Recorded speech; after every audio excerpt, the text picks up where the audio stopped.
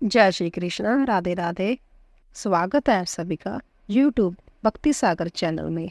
दोस्तों, आज की वीडियो में हम जानेंगे कि भगवान जगन्नाथ जी क्यों पड़ते हैं 15 दिन बीमार। भगवान जगन्नाथ जी के बीमार होने का राज जानकर आप अपने आंसू नहीं रोक पाएंगे। आइए जानते हैं। यह बात तो सब जानते ही होंगे कि हर व्यक्ति अपने इष्ट की बहुत ही सेवा करता है ताकि उसे उनकी कृपा मिल सके। लेकिन क्या किसी ने यह सुना है कि भगवान भी अपने भक्तों की सेवा करते हैं ताकि उन्हें कभी कोई कष्ट न होए?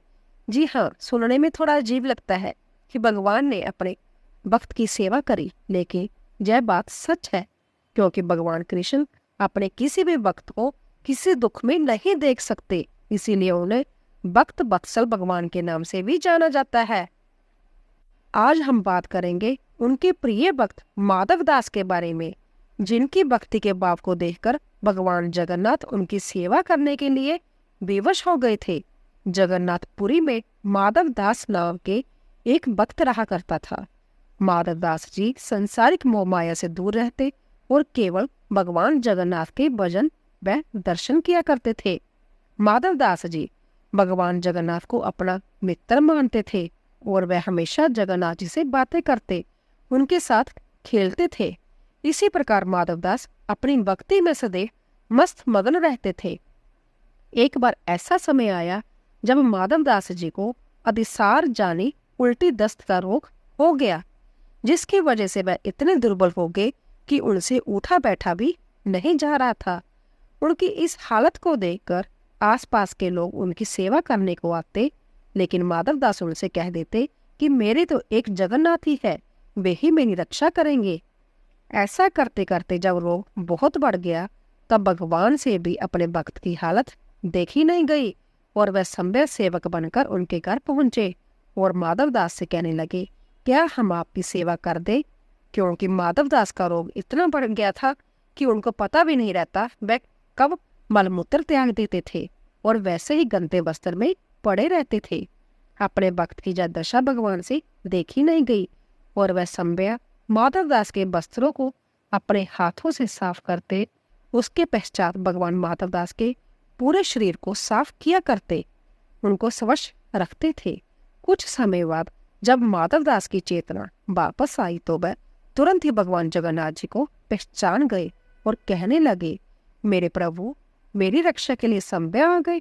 माधवदास ने भगवान से पूछा, प्रभु, आप तो त्रिभुवन के स्वामी हो, तो फिर आप मेरी सेवा क्यों कर रहे हो? यदि आप चाहे तो मेरे रोग को पल भर में ही दूर कर सकते थे, तो प्रभु यह सब आपको नहीं करना पड़ता।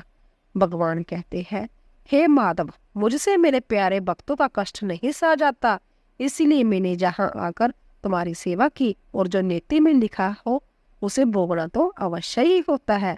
इसीलिए मैंने तुम्हें ठीक नहीं किया, क्योंकि यदि इस रोग को भी मैं अभी ठीक कर देता तो तुम्हें जब भोगने के लिए पुण्य जन्म लेना होता, और मैं नहीं चाहता कि मेरे भगत को एक परवध के कारण पुण्य जन्म लेना पड़े। लेकिन यदि फिर भी तुम कहते हो तो मैं अपने भक्त की बात नहीं टाल सकता।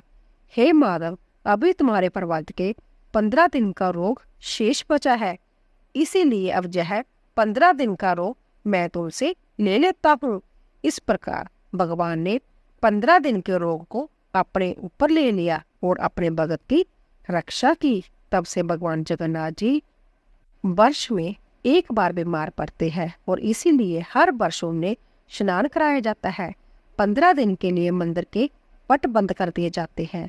भगवान को 56 भोग नहीं खिलाया जाता, बीमार होने के कारण परहेज किया जाता है। इन 15 दिनों में जगन्नाथ भगवान को काढ़ा पिलाया जाता है और उनकी सेवा की जाती है, जिससे वह जल्दी ठीक हो जाए और अपने भक्तों को दर्शन दे सके। अपने भक्तों का जीवन सुखमय बनाने के लिए भगवान ने रोग को अपने ऊपर ले लिया। ऐसे हैं हमारे वत्सल भगवान जगन्नाथ जी। तो दोस्तों, ऐसे हैं हमारे भगवान जगन्नाथ जी। दोस्तों, आशा करती हूँ कि आपको हमारी जानकारी अवश्य पसंद आई होगी। प्लीज़ जाने से पहले चैनल को सब्सक्राइब कीजिए, लाइक कीजिए और शेयर कीजिए। आप सभी का धन्यवाद।